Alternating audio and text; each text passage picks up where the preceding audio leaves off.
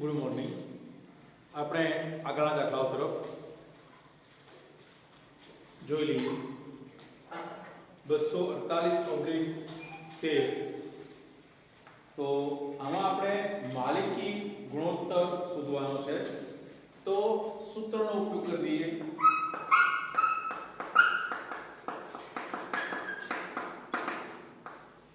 માલિકી ગુણોત્તર બરાબર માલિકીના ભંડોળો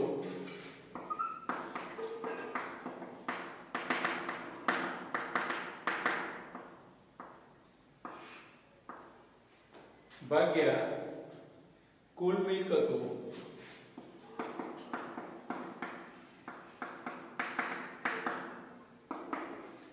તો માલિકીના ભંડોળો તો રકમમાં સીધા કોઈ જગ્યાએ જોવા મળતા નથી. કુલ મિલકતો તો પણ રકમમાં જોવા મળતી નથી. તો આની ગણતરી આપણે પહેલા કરવી પડશે.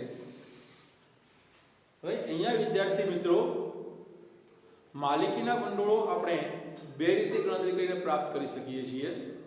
એવી પરિસ્થિતિ અત્યારે રકમમાં છે. તો અહીંયા હું તમને બંને પદ્ધતિ શીખવાડી દઉં છું. પરીક્ષામાંથી કોઈ પણ એક પદ્ધતિનો ઉપયોગ કરી અને ગણતરી તમે કરી શકો છો. તો એમાં જો રીત નંબર 1 જવાબદારી આધારિત અભિગમ.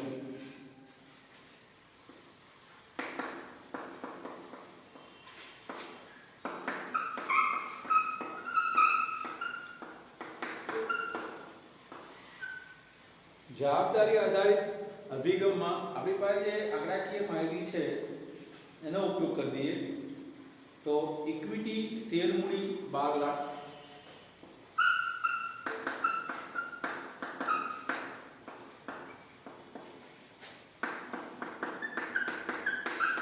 જે રકમમાં માહિતી છે એનો ઉપયોગ કરીએ છીએ. પ્રેફરન્સ શેર મૂડી 8 લાખ,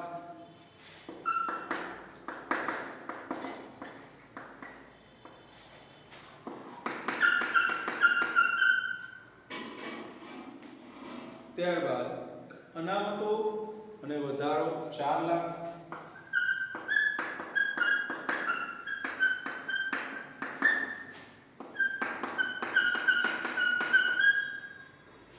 તો શેર મૂડીને અનામતો એ આપણા માલિકોના ભંડોળ બનશે 24 લાખ.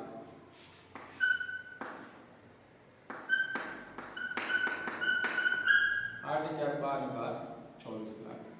આ માલિકીના ભંડોળ 24 લાખ. આ રીત કે આ અભિગમનો ઉપયોગ કરીને ગણતરી કરી શકો છો. અથવા આપણી પાસે બીજો મિલકતો આધારિત અભિગમ છે.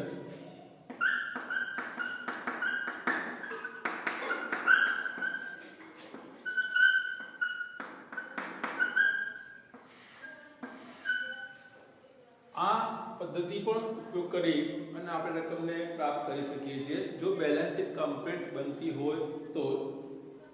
તો એમાં બિનચાલુ મિલકતો અને ચાલુ મિલકતો તો કુલ 36 લાખ આપણને મળશે.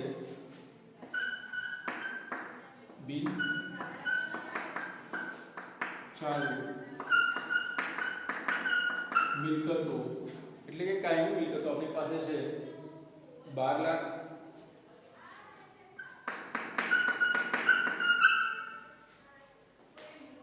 ચાલુ મિલકતો 24 લાખ આપેલી છે.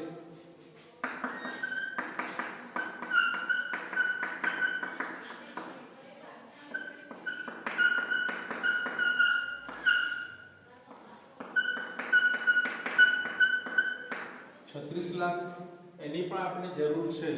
તે કારણ સીધી ટૂંકમાં લઈ લઈએ.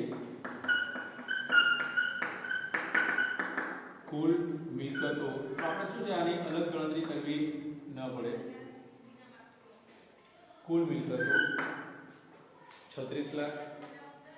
ત્યારબાદ આપણે બાદ મિલકતોમાંથી દેવા બાદ કરી દઈએ તો માલિકીના ભંડોળ મળી જશે.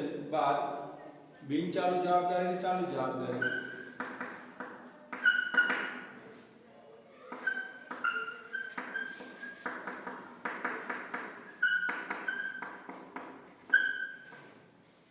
ચાલુ જવાબદારી રકમમાં છે 8 લાખ,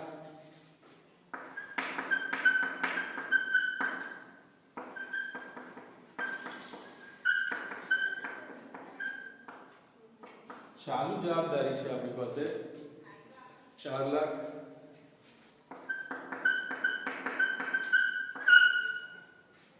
8 લાખ ને 4 લાખ રકમ 12 લાખ,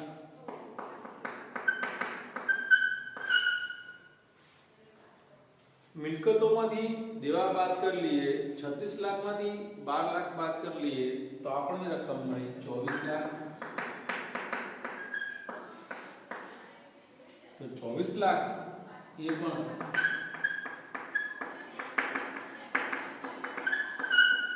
માલિકીના ભંડોળ થયા। તો આ રીતે પણ 24 લાખ આવી શકે, આ રીતે પણ આવી શકે છે।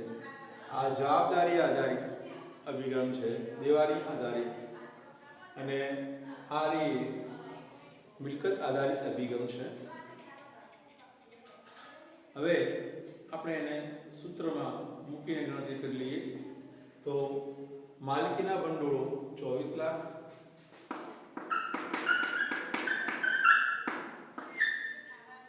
અને કુલ મિલકતો એનું કેલ્ક્યુલેશન આપણે વચ્ચે લાઈન એટલે આપી દીધી, અલગ ગણતરી ના કરવી પડે। 36 લાખ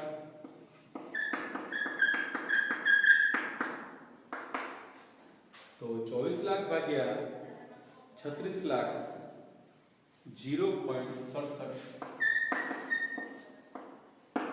આ પણ ગુણ્યા 100 નથી આવતું તો માલિકી ગુણોત્તર 0.67 એક મિલકતો સામે માલિકીના ભંડોળો આપણે 0.67 જ છે એ આ મુદ્દો અહીંયા ફલિત થશે, એની સમજૂતી લઈ લઈએ। ત્યારબાદ આપણે બીજો દાખલો પણ ગણી લઈએ।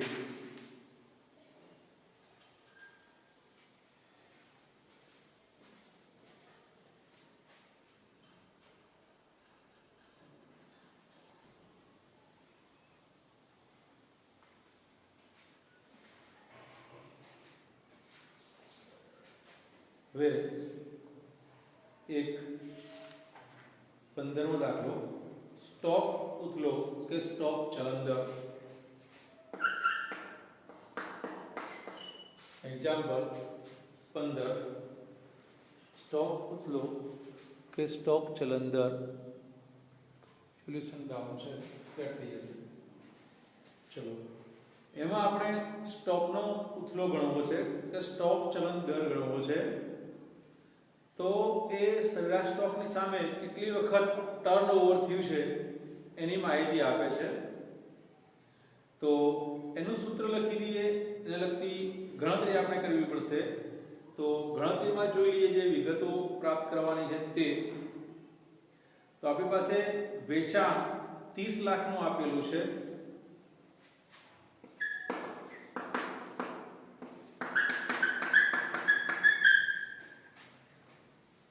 એમાં કાચા નફાનો દર 30% આપેલો છે,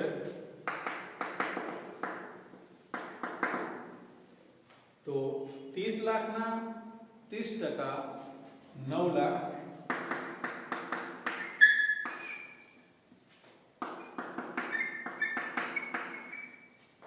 21 લાખ એ આપણે વેચેલ માલની પડતર થઈ ગઈ।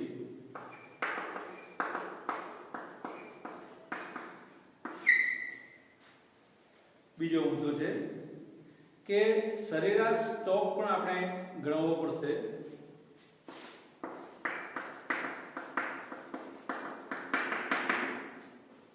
તો સરેરાશ સ્ટોક માટે રકમમાં આપણને આપેલો છે સૌનો સ્ટોક અને આખર સ્ટોક બંને આપેલા છે।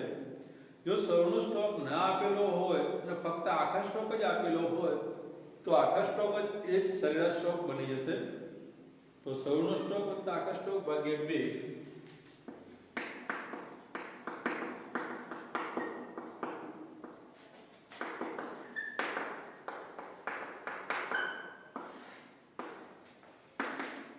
તો શરૂનો સ્ટોક કેટલો છે 3,50,000,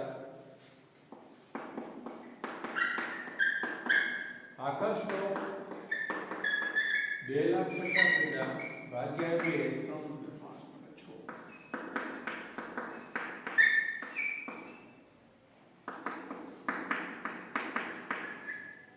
તો સરેરાશ સ્ટોક આપણને 3 લાખ મળે છે. આગળનું વસ્તુ શોધવાનું છે સ્ટોક ઉતલો કે એને સ્ટોક ચલન દર પણ કહે છે.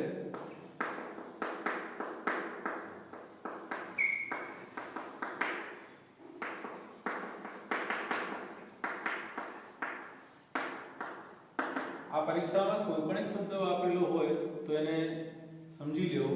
સ્ટોક ઉતલો કહીએ કે સ્ટોક ચલન દર કહીએ તો અને સ્ટોક ફેરબદલી દર કહીએ તો પણ એ જ આવે છે. તો વેચેલ માલની પડતર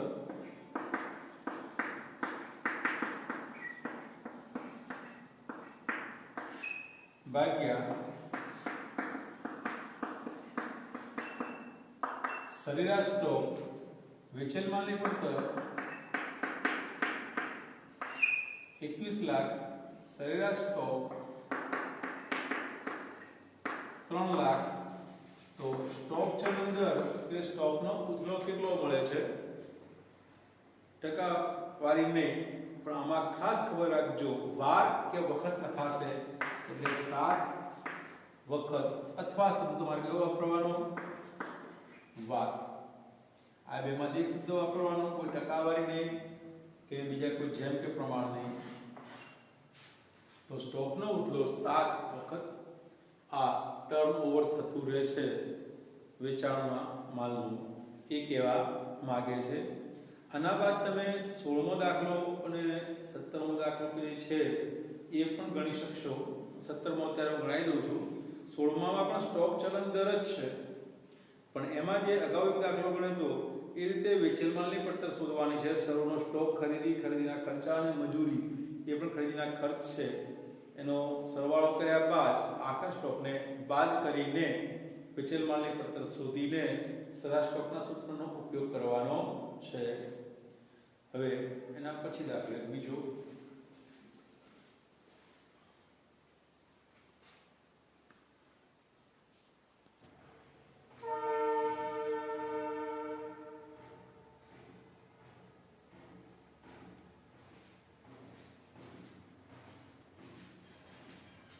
આમાં 17મા દાખલા તરફ કાર્યશીલ મૂડીનો ઉથલો કે ચલન દર એમાં વેચાણ અને વેચાણ પડતરના આધારે બંને રીતે ગણવાની વાત છે. તો એક્ઝામ્પલ 17માં જોઈએ. સર્વ કંપની લિમિટેડની નીચેની વિગતો પરથી કાર્યશીલ મૂડીનો ઉથલો કે ચલન દર ગણો વેચાણ અને વેચેલ પડતરના આધારે. તો સૂત્રો આપણે ત્યારબાદ લખી દઈએ અને સૂત્ર જોઈતા હોય તો પહેલા લખી એની ગણતરી કરી દઈએ કઈ રકમ માટે કઈ ગણતરીની જરૂર પડે છે. તો એક વેચાણ આધારે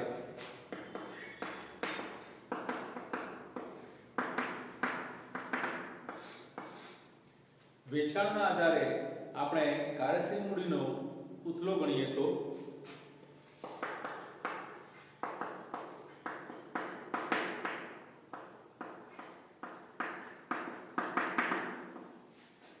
કાર્યશીલ મૂડીનો ઉથલો વેચાણ ભાગ્યા કાર્યશીલ મૂડી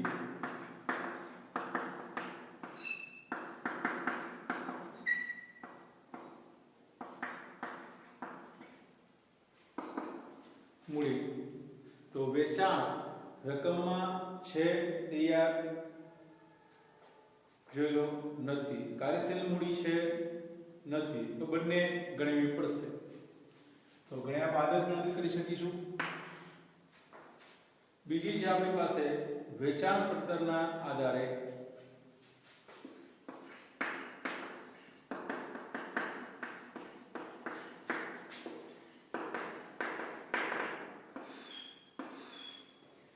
વેચાણ પડતરના આધારે કાર્યશીલ મૂડીનો ઉથલો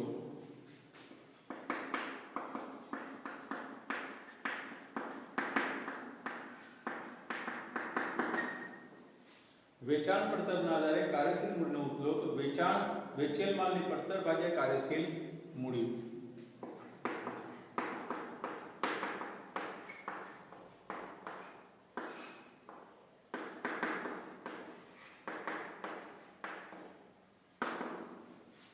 તો એ રકમો પણ અહીંયા એક વેચેલ માલની પડતર એટલી આપેલી છે 32 લાખ.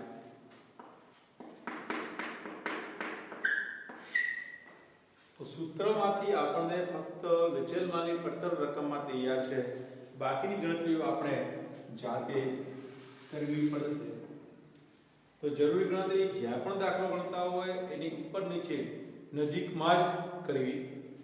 અને આ જરૂરી ગણતરીઓ એ રકમ નથી વિદ્યાર્થી મિત્રો, ખાસ યાદ રાખજો. આ જરૂરી ગણતરીના માર્ક્સ હોય છે, આ રકમ નથી. એ જવાબનો પાકો ભાગ જ છે.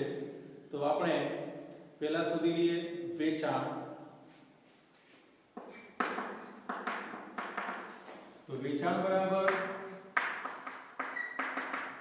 વેચેલ માલની પડતર વત્તા કાચો નફો. હવે આ સૂત્ર કેવી રીતે આવ્યું? તો અગાઉના લેક્ચરમાં આપણે જોયું હતું કે વેચાણમાંથી વેચેલ માલની પડતર બાદ કરીએ તો કાચો નફો મળે છે. એ સૂત્રને ઉલટાવશો એટલે આપણને આ મળી જશે કે વેચાણ બરાબર વેચેલ માલની પડતર કાચો નફો. એટલે સૂત્રો હંમેશા ઓછા યાદ રાખવાના, એની ગણતરી કરીને તમે મૂકી શકો છો. તો 32 લાખ વેચેલ માલની પડતર, કાચો નફો આપણી પાસે કેટલો આપેલો છે 8 લાખ.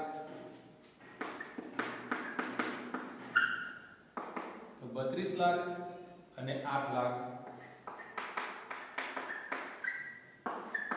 40 લાખ વેચાણ. તો વેચાણ આપણને 40 લાખ મળી ગયું. પણ કાર્યશીલ મૂડી બંનેમાં હજુ ખૂટે છે, તો એની ગણતરી માટે તો કાર્યશીલ મૂડી બરાબર ચાલુ મિલકતો બાદ ચાલુ દેવા.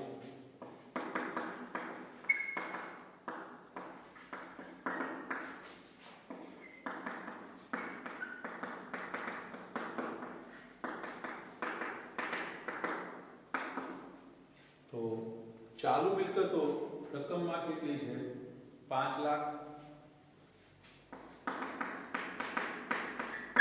અને ચાલુ દેવા 3 લાખ. તો 5 લાખ માં 3 લાખ બાદ કરતા 2 લાખ કાર્યશીલ મૂડી મળી ગઈ.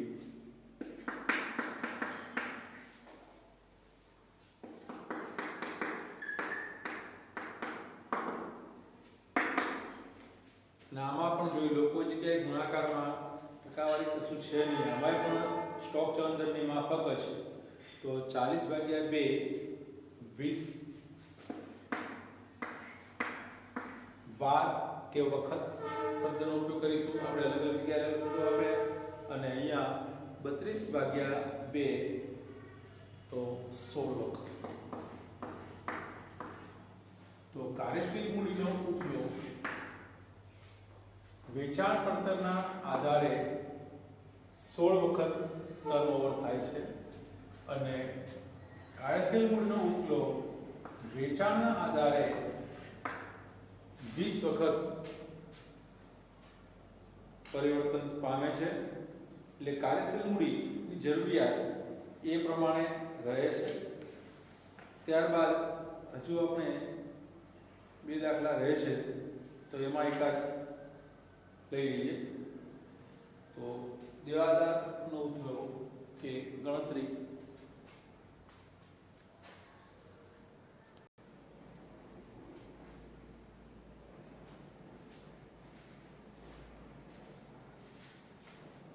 અહીંયા તમને 18મો દાખલો ગણાવી દઉં છું. તો એમાં તમે જોશો કે માનસ કંપની લિમિટેડની નીચે આપેલ વિગતોના આધારે દેવાદારનો ઉથલો કે ચલણ દર અને ઉઘરાણી મુદત દિવસોમાં ગણો. જો મુદત અઠવાડિયા કે મહિનામાં ગણીએ તો શું જવાબ આવે? દિવસ 360 ધારો. આપણને જે રકમો આપેલી છે એનો ઉપયોગ કરી લઈએ અને એ પ્રમાણે ગણતરી કરી લઈએ. તો સરેરાશ વેપારી લેણા. હવે આપણે ઉલટી ગણતરી કરતા જઈએ તો વધારે સમજાશે કઈ રકમ ગણી લખવી. દેવાદારનો ઉથલો જોઈએ છે તો ઉધાર વેચાણ ભાગ્યા સરેરાશ વેપારી લેણા જોઈએ છે.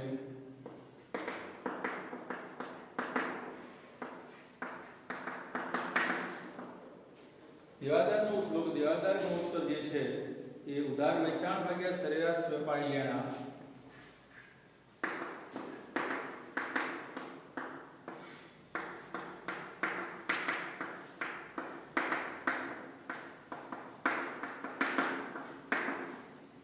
હવે રકમમાં આપણને ઉધાર વેચાણ 3,65,000 આપેલ છે.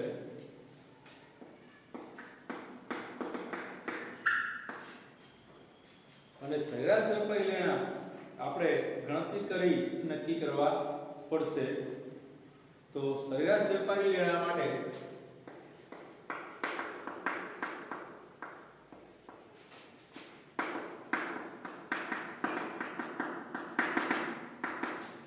લેણા એટલે મિલકતો જે રકમો લેવાની છે તે એ આપણે ગ્રાહકો પાસેથી ઉઘરાણી વસૂલ કરવાની છે તે ના સંદર્ભમાં. એટલે શરૂઆતના દેવાદારો અને લેણી હુંડી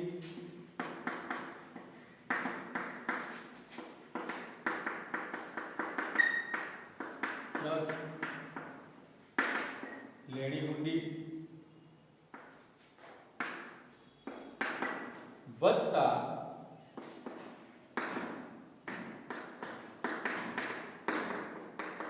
આખરના દેવાદારો પ્લસ લેણી હુંડી. લેણામાં દેવાદારો આવે એટલે 11 2 ક્લિયર. આ બે સરવાળો ભાગ્યા પે. તો રકમમાં જોઈ લઈએ. શરૂઆતના દેવાદારો 70,000. લેણી હુંડી આપણી પાસે છે 20,000. વચ્ચે પ્લસ છે એટલે રકમ બધી જ ભેગી કરી દેશો તો પણ ચાલશે. 50,000. આ બે રકમો છે બે ભગાઈ ગયા રાખવા માટે સમજી લઈએ. આખરના દેવાદારો 50,000. લેણી હુંડી 6,000 અને છેદમાં 2. તો એના આધારે તમે સરવાળો કરી દઈએ તો બધો જ 1,46,000 ભાગ્યા 2 એટલે 73,000 રૂપિયા સરેરાશ વેપારી લેણા મળ્યા. સૂત્રમાં મૂકી દો 73,000 તો 3,65,000 ભાગ્યા 73,000 બરાબર 5 વખત દેવાદારનો ઉપયોગ આવે. હવે દેવાદાર પાસેથી આપણને નાણાં કેટલા દિવસમાં ઉધાર વેચાણ બાદ મળે છે એ વિદ્યાર્થી મિત્રો અગત્યનો મુદ્દો છે. એટલે એની ઉઘરાણીની મુદત આપણે શોધવાની છે. તો એ ઉઘરાણીની મુદત આપણે શોધી લઈએ. તો એમાં ઉઘરાણીની મુદત માટે 3 મુદ્દા છે. ઉઘરાણીની મુદત દિવસમાં, ઉઘરાણીની મુદત અઠવાડિયામાં અને ઉઘરાણીની મુદત મહિનામાં. તો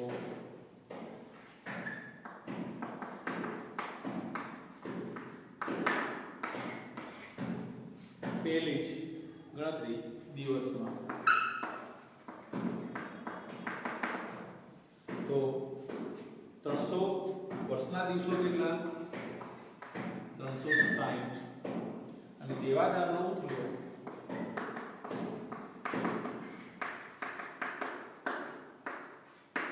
360 ભાગ્યા 5 વાર કે વખત તો 72 દિવસ થાય.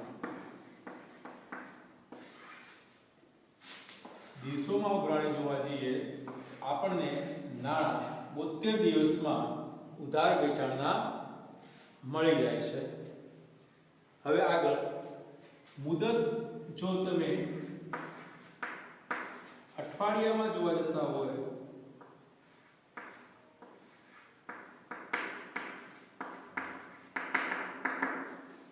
તો વર્ષના અઠવાડિયા કેટલા?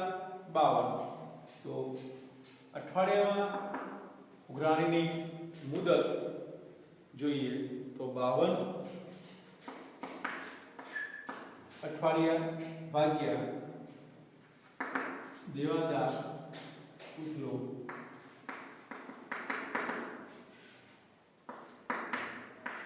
52 ભાગ્યા 5. તો 52 ભાગ્યા 5 એટલે 10.4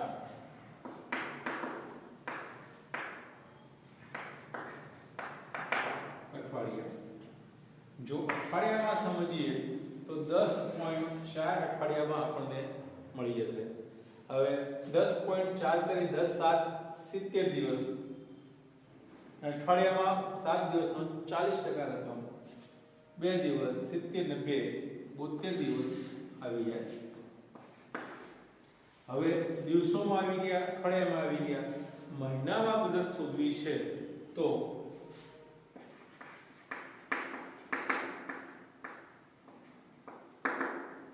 મહિનામાં મુદત કેટલી? તો મહિના અને 12 માસ 11 દેવાદારનો ઉતલો 12 ભાગ્યા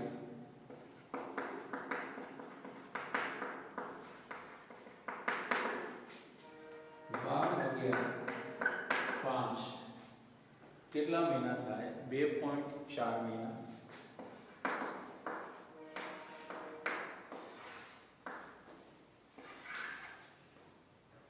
બે મહિના એટલે 30 દુના 60 દિવસ અને ઉપરના 40% રકમ ગણીએ 4 તરી 12 દિવસ, 60 + 12 72 દિવસ. આ બધી એકની એક જ વાત છે, પણ આની રજૂઆત અલગ અલગ છે, એટલો જ ફેર છે. તો તમે 18મા દાખલા ગણ્યા બાદ તમે 19મો દાખલો પણ ગણી શકશો. એટલે તમારે કહેવાનો મતલબ સ્વાધ્યાય